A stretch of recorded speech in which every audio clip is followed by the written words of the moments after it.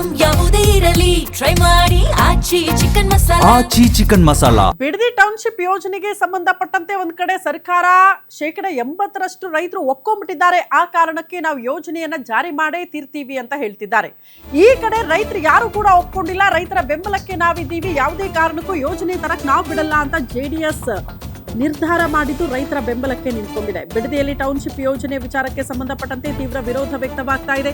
ಬಿಡದಿ ಯೋಜನೆ ಪ್ರತಿಷ್ಠೆಯಾಗಿ JDS ತೆಗೆದುಕೊಂಡಿದೆ ಅನ್ನೋದು ಬಹಳ ಸ್ಪಷ್ಟ. ಆರಂಭದಿಂದಲೂ ಕೂಡ ಹೋರಾಟ ಪಾದಯಾತ್ರೆಯನ್ನ JDS ಮಾಡ್ತಾ ಬಂದಿದೆ. ರೈತರ ಪರವಾಗಿ ಕೇಂದ್ರ ಸಚಿವ HD ಕುಮಾರಸ್ವಾಮಿ ಅವರು ನಿಂತ್ಕೊಂಡಿದ್ದಾರೆ. ಅಧಿಕಾರಿಗಳ ನಡೆಗೆ ಕೇಂದ್ರ ಸಚಿವ HD ಕುಮಾರಸ್ವಾಮಿ ಅವರು ಸದ್ಯಕ್ಕೆ ಕಿಡಿಕಾರ್ತಿದ್ದಾರೆ.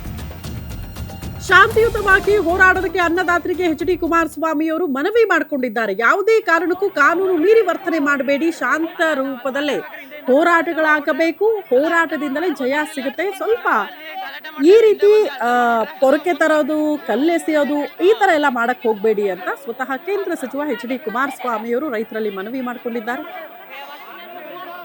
ಕಳೆದ 500 ದಿನಗಳಿಂದ ಬಿಡದಿ ಟೌನ್ಶಿಪ್ನ ವಿರೋಧವಾಗಿ ಅಲ್ಲಿಯ ಕೃಷಿಕರು ಹೋರಾಟವನ್ನೇನು ಮಾಡ್ತಾ ಇದ್ದಾರೆ.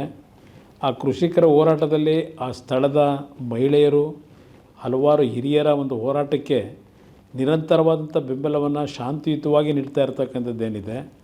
ಇವತ್ತು ಏಕಾಏಕಿ ಸರ್ಕಾರದ ಅಧಿಕಾರಿಗಳು ಅಲ್ಲಿ ಸರ್ವೆ ಮಾಡಲಿಕ್ಕೆ ಬಂದಾಗ ಅಹಿತಕರ ಘಟನೆಗಳು ಏನು ನಡೆದಿರ್ತಕ್ಕಂಥದ್ದಕ್ಕೆ ಇವತ್ತು ಸರ್ಕಾರದ ಚಿಂತಾವಣೆಯೇ ಏನಿದೆ.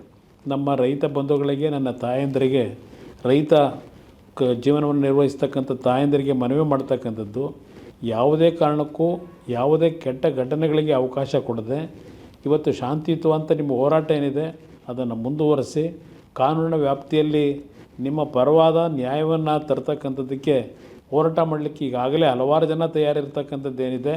ಆ ಹಿನ್ನೆಲೆಯಲ್ಲಿ ನಿಮ್ಮ ಹೋರಾಟದಲ್ಲಿ ಯಾವುದೇ ರೀತಿಯ ಸರ್ಕಾರದ ದೌರ್ಜನ್ಯ ದುರ್ಬಳಕೆಗೆ ನಿಮ್ಮ ಶಾಂತಿಯುತ ಹೋರಾಟಕ್ಕೆ ಯಾವುದೇ ರೀತಿಯ ವಿರೋಧ ಆಗಬಹುದು ಅಂತಕ್ಕಂಥದ್ದು ನಾನು ಹೇಳಲಿಕ್ಕೆ ಬಯಸ್ತೀನಿ. ಕಳೆದ 500 ದಿನಗಳಿಂದ ಬಿಡದಿ ಟೌನ್ಶಿಪ್ನ ವಿರೋಧವಾಗಿ